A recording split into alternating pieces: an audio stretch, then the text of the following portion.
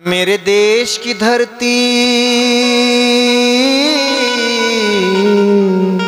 वाह वाह वाह वाह, मेरे देश की धरती सोना उगले उगले हीरे मोती। मेरे देश की धरती, मेरे देश की धरती, मेरे देश की धरती।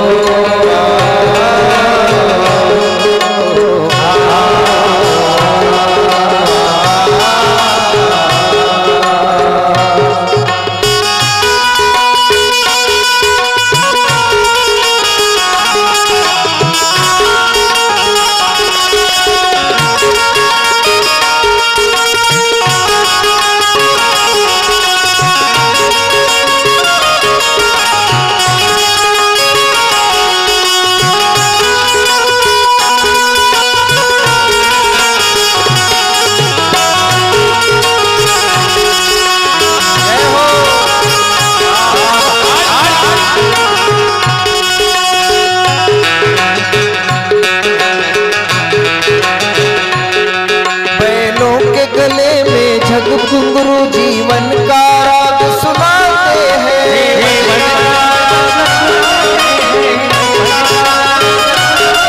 हमको से दूर हो जाता है गलियों के कमल मुस्काते हैं।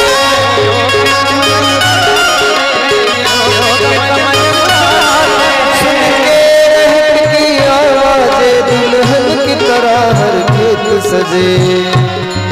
मेरे देश की धरती,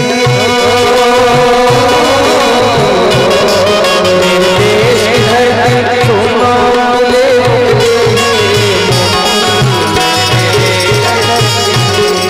मेरे देश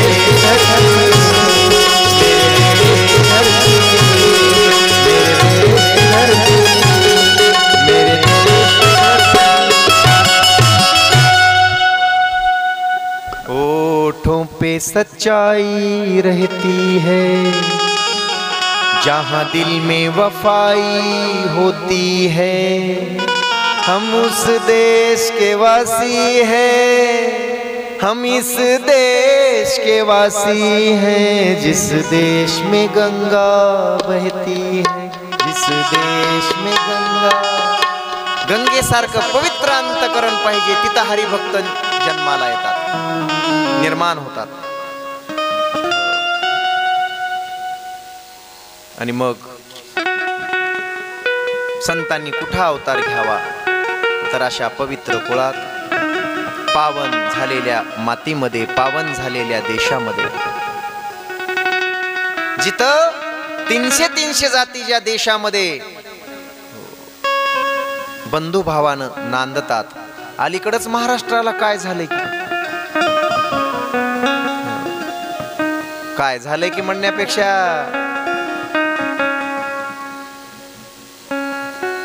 तसे नेते गेले हो। माननीय मुख्यमंत्री यशवंतराव चव्हाणापासून उगा काही लोक मोजके जर बाजूला काढले, कधी जातीभेदाचं वारं त्यांच्या डोक्यातच गेलं नाही। सगळ्या समाजाचं नेतृत्व ते करायचे। पुढे बोलेन मी नंतर। आता कोणी उठायले की एखाद्या जातीला टार्गेट करायले। चोरांना जात नसते, वाईट वागणाऱ्यांची जात नसते, वाईट वागणाऱ्यांची एक वेगळी जात असते। पवित्र समाजातले लोक, स्वतःला पवित्र म्हणून घेणारे, भूत जातीवादाचं कशालाही जातीचा रंग द्यायलेत लोक। कारण अलीकडे राजकारणातले लोकच तसे झाले। राजकारण फारच जातीवर घेऊन गेले।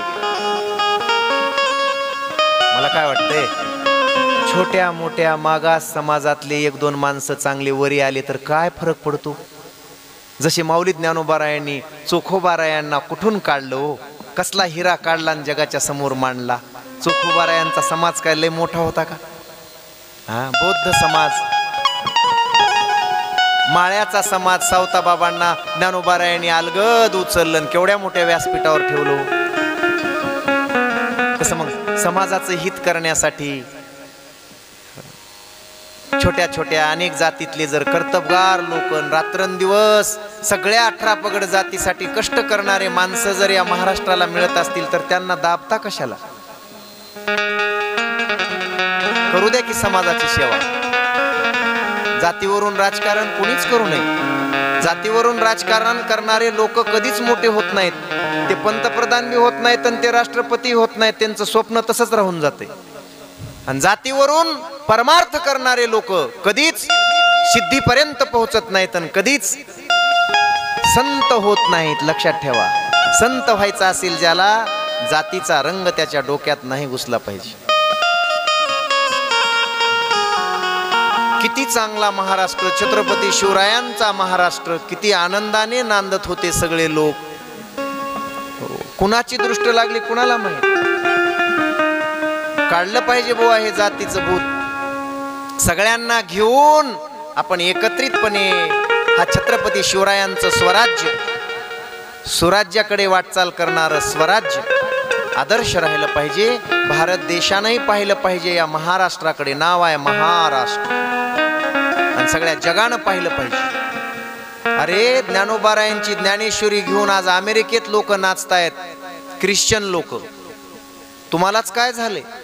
मला तर वाटतंय जर तुकोबारायांची गाथा, भगवान बाबांचं चरित्र करीन मी.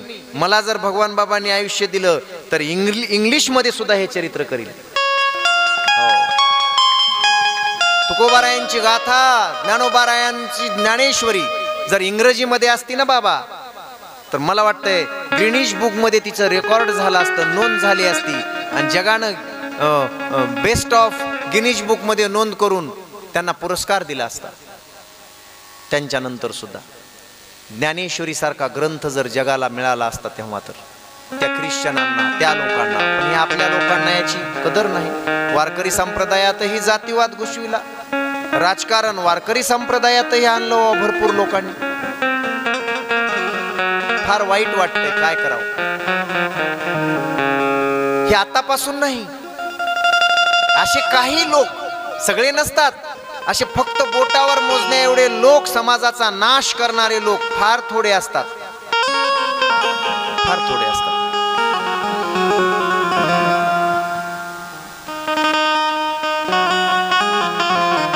मग हा जातीवाद, जातीभेद नष्ट करून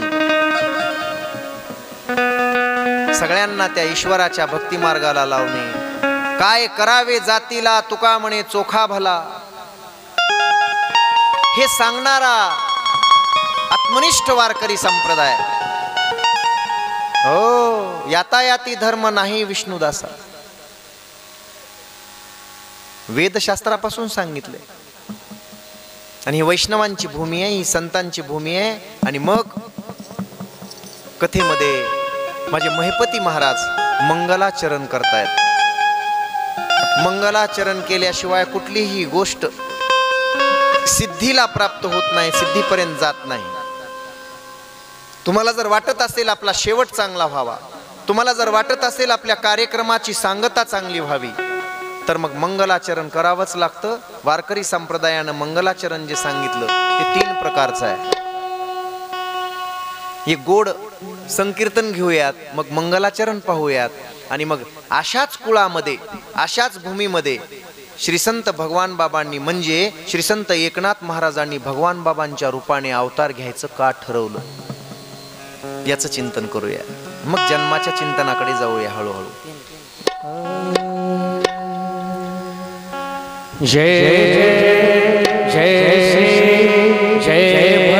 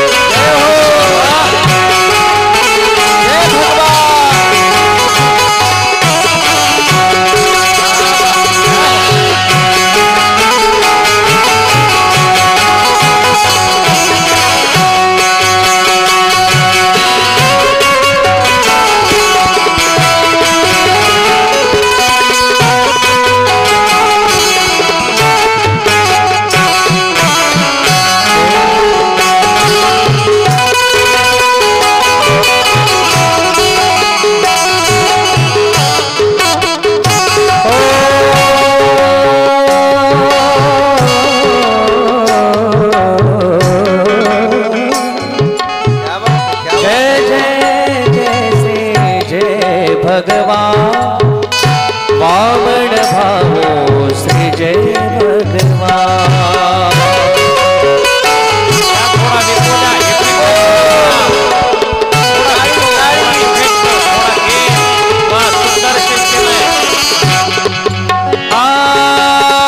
जय जय जय श्री जय भगवान वामन भावो श्री जय भगवान।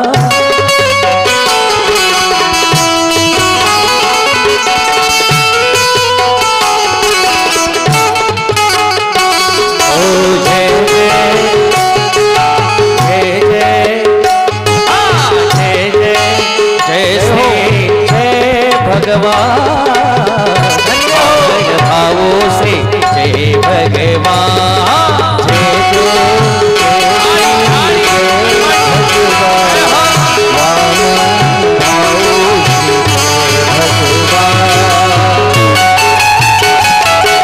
जय हो धन्य कुमार जी।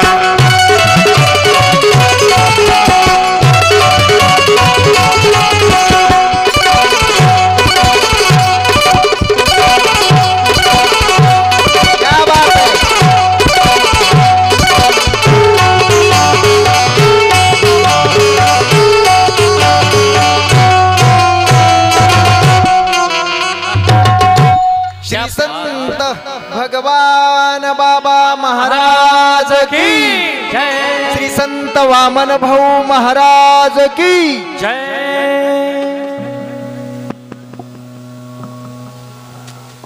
वा. नाही, पुढे अजून खेळायचंय, अजून जन्मच नाही. बाबांचा जन्म झाल्यास मग आनंद उत्सव साजरा करायचा. लिहिलंच आहे ते.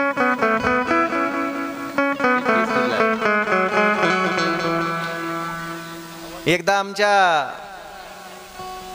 प्रभूजीसाठी आणि धन्यकुमार आणि आमच्या विष्णू गुरुजींसाठी जोरदार टाळ्या वाजवा जरा. मस्त.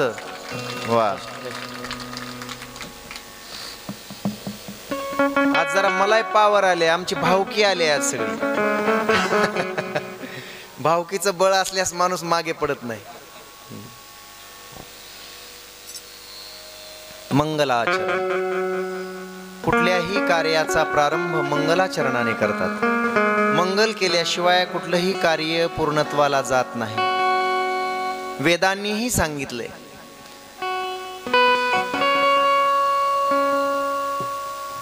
कुठल्याही कार्याच्या प्रारंभी मंगलाचरण करावं. व्यास महर्षींनी 18 पुराणे, 4 वेद, ब्रह्मसूत्र लिहिलं. तिथंही मंगलाचरण केल्याशिवाय नाही लिहिलं. व्यास महर्षींनी त्या काळच्या सगळ्या ऋषीमुनींची आणि संतांची चरित्र लिहिली. त्याला भविष्योत्तर पुराण असं म्हटलं गेलं.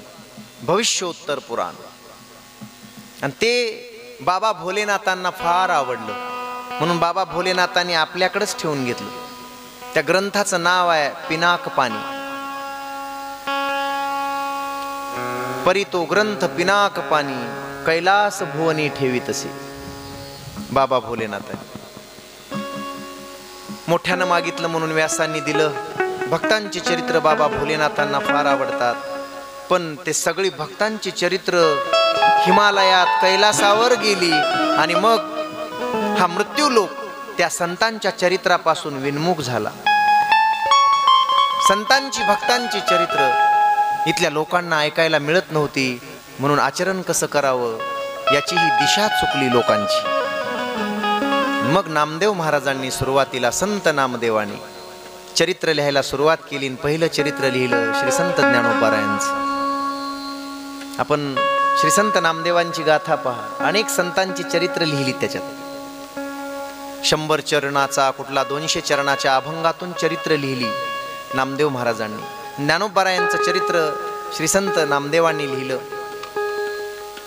ते मान्यता प्राप्त आहे. तुम्ही म्हणाल की मग प्रथम चरित्रकार कोण? संत चरित्रकार तर व्यासो नारायण, नंतर नामदेवराय, त्यानंतर माझ्या श्री संत एकनाथ महाराजांनी चरित्र लिहिली. ज्ञानोबारायांचंही चरित्र लिहिले त्यांनी. तुकोबाराय कोणाच्याही पाया पडत नाहीत आणि कोणाचाही मोठेपणा गात नाहीत, परंतु श्री संत ज्ञानोबारायांचा मोठेपणा तुकोबारायांनी गावान त्यांचं चरित्र सांगावं.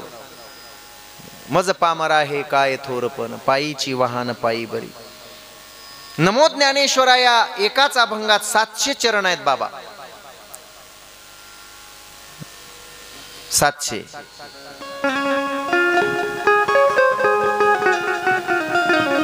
आणि त्यानंतर महिपती महाराजांनी जवळपास महाराष्ट्रातल्या सगळ्याच संतांची चरित्र लिहिण्याचा प्रयत्न केला. विस्तारानं लिहिली. मग संतांचं चरित्र जर लोकांना सांगायचं असेल तर त्याचंही मंगलाचरण करतात. कारण वारकरी संप्रदाय हा विकसित आहे. वारकरी संप्रदाय हा वैदिक आहे. कोणत्याही कार्यारंभी आपण नमो ज्ञानेश्वरा नमो ज्ञानेश्वरा घेतो किंवा ओम नमो ज्ञानेश्वरा. कीर्तनालाही महाराजांनी उभा राहिलं की सुरुवातीचं नमन पांडुरंगा करू प्रथम नमन, किंवा नमो ज्ञानेश्वरा किंवा श्री संतांची माथा चरणावर. मग महाराज मंगलाचरण म्हणजे काय, ते का करायचं, त्याचे प्रकार किती आणि कधी करायचं. तर मंगलाचरणाचा अर्थ, मंगलाचरण म्हणजे काय, चिंतनही थोडंफार ऐकत जा. विघ्न ध्वंसा साधारण कारणम मंगलम. विघ्नाचा नाश ज्याच्याने होतो आणि आपलं कार्य सिद्धीला जातं त्याला मंगल म्हणायचं. म्हणून आपण सुपारी तरी ठेवतो आणि मंगल करतो. वक्रतुंड महाकाय सूर्यकोटी समप्रभ निर्विघ्नं कुरु मे देव सर्वकार्येषु सर्वदा. तू सुख करता तू दुःख हरता तूच करता आणि करविता. मोरया मोरया मंगलमूर्ती मोरया मोरया मोरया मंगलमूर्ती मोरया मोरया मोरया मंगलमूर्ती मोरया मोरया मोरया गणपती बाप्पा मोरया. देवा सरुदे माझे मीप तुझ्या दर्शने उजळो जीवन. नित्य करावे तुझेच चिंतन तुझ्या धुळीचे भाळी भूषण. अखंड राहो ओठावरती अखंड राहो ओठावरती तुझीच रे गुण गाथा. तू सुख करता तू दुःख हरता तू सुख करता तू दुःख हरता तूच करता आणि करविता. मोरया मोरया मोरया मोरया मोरया मंगलमूर्ती मोरया मोरया मोरया मंगलमूर्ती मोरया मोरया मोरया मंगलमूर्ती मोरया मोरया मोरया मंगलमूर्ती मोरया. गणपती बाप्पा मोरया मंगलमूर्ती मोरया. आपण दररोज छोट्या मोठ्याही कार्याचा आरंभ करताना म्हणून तर सकाळी सकाळी परमेश्वराच्या समोर हात जोडून आपण आपल्या कामाला जातो. त्याला मंगलच म्हणतात. त्या देवाचं स्मरण करणे हे मंगलच आहे. बाबा ते केल्यामुळं काय होतं मग? मांजर आडवी गेली काय, टिटवी ओरडली काय, एखादा विधूर आडवा गेला काय, विधवा आडवी गेली काय. मला तर असं वाटायलंय 100 विधवा आडव्या गेल्या तरी माणसाचं काम होईल नक्की. बाबा म्हणायचे, श्री संत भगवान बाबा पुढे येणार आहे चरित्रात, 100 विधवा बाया आडव्या गेल्या तरी माणसाचं काम नक्की होईल. तिने काय केलं? 1000 मांजरं आडवे गेले तरी माणसाचं काम नक्की होईल, काळजी करू नका. पण एक दुष्ट माणूस जर आडवा आला तर सप्ताह सुद्धा बंद पडतो. म्हणून तसले दुष्ट आडवे येऊ नयेत आणि आपला सप्ताह, आपली वास्तुशांती, आपला कार्यक्रम पूर्णपणे सिद्धीला जावा, त्याचं फळ मिळावं म्हणून मंगल केलं जातं. शुभानी कार्यानी बहुनी विघ्नानी. खरं सांगू का, शुभ कार्याला साहेब जास्त विघ्न येते. थोडं मोबाईलवर बोलणं कमी करा सगळ्यांनीच, माझी विनंती असेल तुम्हाला, कारण हा भक्ती संप्रदाय आहे. त्यामुळे मोबाईलवरचं बोलणं कमीच ठेवा कृपया. म्हणजे मी तुमच्या सोबत 4 दिवस असेल पण पुन्हा तुम्हाला याची अडचण येईल अशीच सवय लागली तर हे सगळ्यांनीच पाळलं पाहिजे. शुभानी कार्यानी बहुनी विघ्नानी. बाबा वाईट कार्य करायला जास्त लोक आडवे येतात. सप्ताह ठरवायचा आहे म्हटल्यानंतर जास्त लोक आडवे येतात. नवीन सप्ताह करायचा आहे म्हटल्यास जर लोक जास्त आडवे येतात. का दारू प्यायला भट्टीवर जायचंय म्हटल्यास आडवे येतात? बोला की. तमाशाला जायला लोक जास्त आडवे येतात का हरिपाठ करायला जायला लोक आडवे येतात? बायकोच आडवी येते पहिली घरात. आता गोसाई होऊन जाणार आहेस का म्हणतात. त्या महाराजाला काय काम आहे? तो झाला गोसावी, तुला व्हायचंय का गोसावी? इथून विघ्न आहेत. आचार्य विनोबा भावे म्हणायचे, माणसाला सगळ्यात अवघड काय असेल तर घराचा उमरा. एकदा उमऱ्याच्या बाहेर पडल्यास जग जिंकणं अवघड नाही.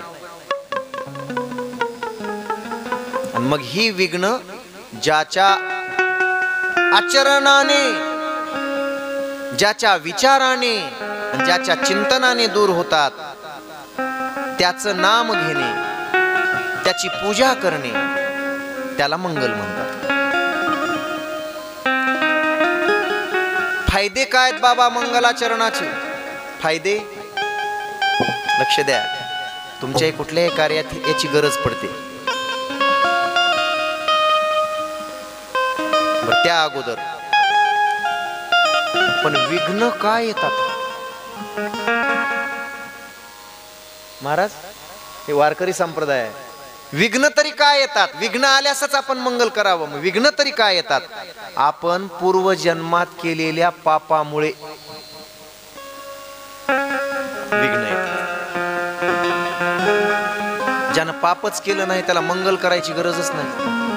कुठल्याच जन्मात ज्याचं पाप नाही, मला वाटतंय आपलं अनंत जन्माचं पाप आहे. तुका म्हणे नाड अन पाप ठाके हिताड.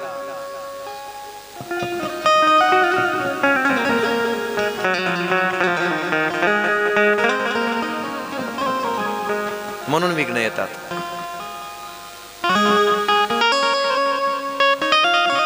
पूर्वजन्मी पाप केले ते हे बहु विस्तारिले. वा. मग पाप आहे, पाप आहे म्हटलं की विघ्न आहे. आणि मग ती पाप कमी होण्यासाठी मंगल करावं लागतं. याचा फायदा काय महाराज? 3 फायदे आहेत. 3 गोष्टींसाठी मंगल केलं जातं. विघ्न विनाशाय, शिष्य शिक्षाय आणि शिष्ट संप्रदाय.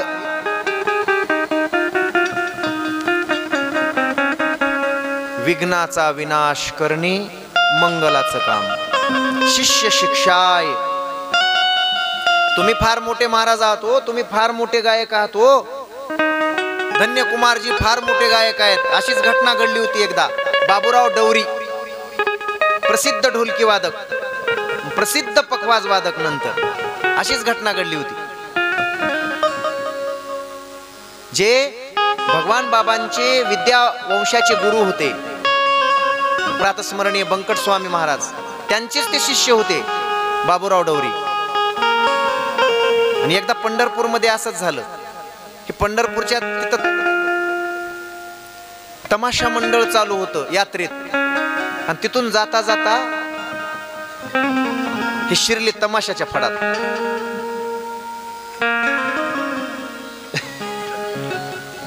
नाही मी काय सांगतोय, शिष्य शिक्षा आहे. मंगल का करावं तर आपल्या पुढे येणाऱ्या शिष्यांना त्याची सवय लागावी. ट्रबल थोडा कमी करा.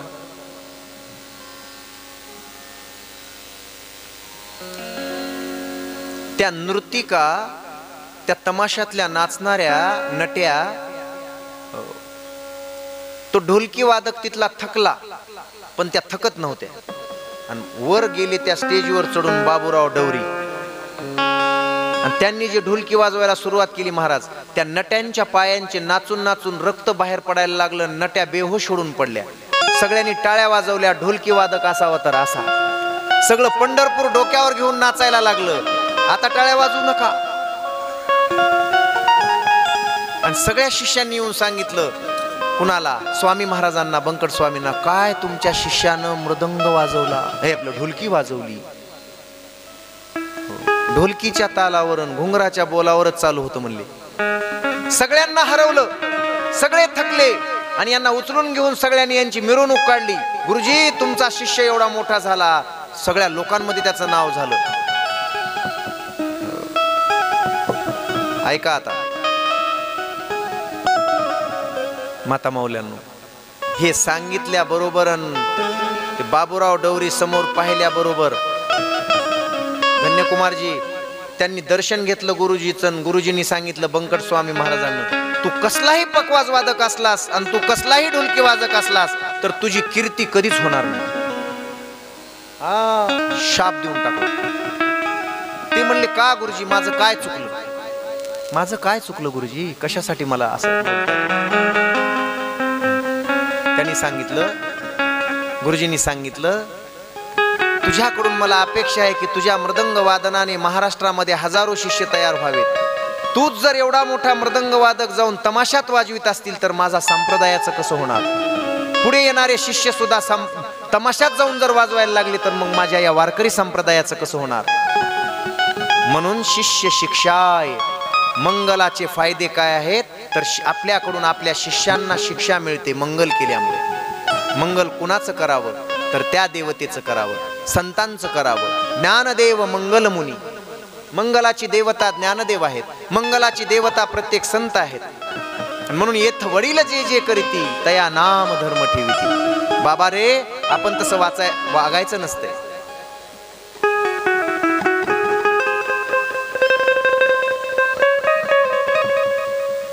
गुरुजी,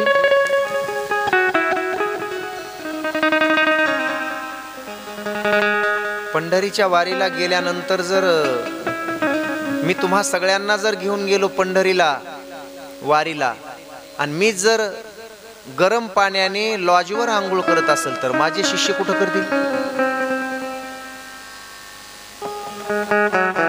शिष्य शिक्षाय, ते तर 5 स्टार हॉटेलमध्ये जातील मग शिष्य.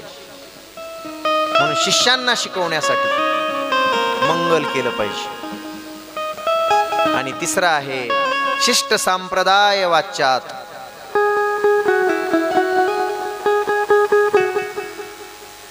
संप्रदायाचा हा दंडक आहे. सर्व संतांनी हे केलंय म्हणून आपण मंगल करायचं. मंगलाचरणाचे 3 प्रकार. वस्तू निर्देश रूप मंगल. रात्रीच्या कीर्तनामध्ये येऊन गेला असेल हा भाग. पहिल्या दिवसाच्या कीर्तनामध्ये कुठलं तरी मंगल केलं पाहिजे.